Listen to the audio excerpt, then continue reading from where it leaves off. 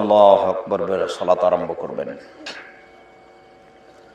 দুই পায়ের মাঝে ফাঁকা থাকবে, শরীরের ভারসাম্য বজায় রেখে যতটুকু লাগে। এখানে বেশ কিছু কথা ছিল, সব ছেড়ে দিলাম। ডান হাতের কবজি বাম হাতের কবজির উপরে রাখবেন, বুকের উপরে রাখবেন। নাভির নিচে হাত বাঁধার 3টি হাদিস আছে, একটিও ঠিক নয়। বুকের উপরে হাত বাঁধার 5টি হাদিস আছে। হাত বেঁধে আপনি সানা পড়বেন, এরপরে আউযুবিল্লাহ, তারপরে বিসমিল্লাহ, তারপরে সূরা ফাতিহা, তারপরে বিসমিল্লাহ, তারপরে অন্য একটি সূরা, তারপরে রুকুতে যাবেন। রুকুতে যাওয়ার পূর্বে আপনার সাথে জরুরি কয়েকটি কথা। হাত দুটি রডের মতো সোজা রাখবেন, এইভাবে বাঁকা করবেন না, সোজা করে রাখবেন। আঙ্গুল খুলে খুলে রেখে হাঁটু চেপে ধরে থাকবেন। মাথা উঁচুও করবেন না, মাথা নিচুও করবেন না। পিঠের লম্বা হাতটা একবারে সোজা করে রাখবেন, পিঠের ওপরে যেন এটা গ্লাস রাখলে থেকে যায়। সাথে সাথে আপনি এই কোমর থেকে উপরের ওজনটা হাতের উপরে রাখবেন, যাতে করে হাতটা সোজা থাকে। রুকুতে দোয়া পড়েন। চলেন, সামি আল্লাহু লিমান হামিদা রাব্বানা লাকাল হামদু কাসীরান তাইয়িবান মুবারাকান। দাঁড়িয়ে থাকবেন। সিজদায় যাওয়ার পূর্বে আপনার সাথে জরুরি কয়েকটি কথা। নাক কপাল মাটিতে রাখবেন, 7 হাড়ের উপরে রাখতে হবে সিজদায়। 2 হাত, নাক কপাল 1, 2 হাত 3, 2 পা 5, 2 পায়ের বৃদ্ধাঙ্গুল 7।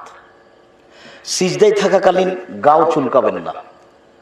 সিজদায় থাকাকালীন যদি হাত উঠিয়ে গাও চুলকান, এখন কয়টা মাটিতে লেগে আছে? 6টে। সিজদা হবে না। সিজদার সময় কয়টা মাটিতে থাকবে? 7টা। নাক কপালে 2 হাত 3, 2 হাঁটু 5, 2 পায়ের বৃদ্ধাঙ্গুল 7। এবার সিজদায় গিয়ে একটা পা উঠিয়ে আর একটা পা চুলকাচ্ছেন, তাহলে সিজদা বাতিল। বোঝা যায়নি কথা মনে হয়? তখন 6টা আছে। চুলকাতে যদি হয় তাহলে সিজদা থেকে উঠে আসেন, তারপরে। বুঝাতে পারলাম না? সিজদায় দোয়া পড়েন, উঠে আসেন, থাকেন কিছুক্ষণ, দোয়া পড়েন, সিজদায় যান। তাড়াহুড়া করে যদি সালাত আদায় করতে চান তাহলে ছোট ছোট সূরা। সিজদা এবং রুকুকে কমাবেন না, এখানে মোটামুটি থাকবেন, ভালোভাবে থাকবেন। যারা গেল আর চলে আসলো তাদের হবে না। ওই জন্য ওই লোকের সালাত হয়নি, ওই সাহাবীর। যদি সালাত তাড়াতাড়ি শেষ করতে চাচ্ছেন তাহলে কি করবেন?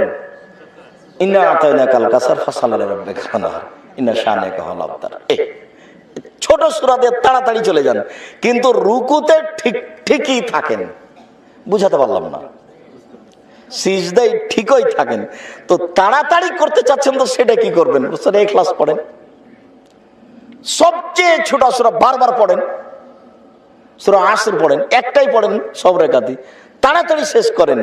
কিন্তু রুকু সিজদার সাথে তাড়াতাড়ি নেই। রুকু সিজদা যা ছিল তাই, ও অটোমেটিক কিয়ামত পর্যন্ত। ওখানে তাড়াহুড়া করলেই গেছে। এরপর সিজদা থেকে উঠে আসলে হলে 1 রাকাত, তারপরে আরেক রাকাত, আত্তাহিয়ার বৈঠক, তারপরে সালামের বৈঠক। সালামের বৈঠক হলে পাটা ডান দিকে চলে যাবে, পিছন নিতম্ব মাটির উপরে থাকবে। বাম হাতের আঙ্গুল জমা করতে হবে, ডান হাতের আঙ্গুল এই 2টা জমা করতে হবে। তারপর তৃতীয় আঙ্গুলের নখের উপরে বৃদ্ধাঙ্গুলের পেট রাখতে হবে। রাখেন তো দেখি, হয়নি মনে হয়? আগে এই 2টা জমা করেন, তারপর তৃতীয় আঙ্গুলের নখের উপরে বৃদ্ধাঙ্গুলের পেটটা রেখে দেন। এক গোলাকার হোক, এবার হাঁটুর উপরে থাক, অবিরাম চলবে। আত্তাহিয়াত, দুরুদ, দোয়ায়ে মাসুরা, তারপর যত দোয়া মুখস্থ আছে। আজকের জন্য পরামর্শ একটা, কি বলেন তো দেখি? রব্বির হামহুমা কামা রাব্বায়ানি সাগীরা। রব্বির হামহুমা কামা রাব্বায়ানি সাগীরা না বলে সালাম ফিরবে না, এরকম একটা জিদ করে নেবেন ভিতরে। পড়বই ইনশাআল্লাহ, পড়বই। জীবনে তো অনেক কিছু করলাম, বাপের জমি জায়গা ভোগ করলাম, বাড়ি ঘর ভোগ করলাম, সব কিছু করলাম, বাপের জন্য কিছুই করলাম না। অন্তত এইটুকু চেষ্টা করি। আরো পরামর্শ, 2 রাকাত সালাত আদায় করবেন আজকে রাতে।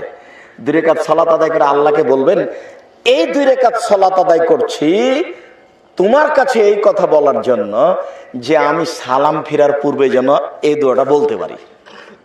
তুমি আমাকে সাহায্য করো। তোমার কাছে সাহায্য চাওয়ার জন্য 2 রাকাত সালাত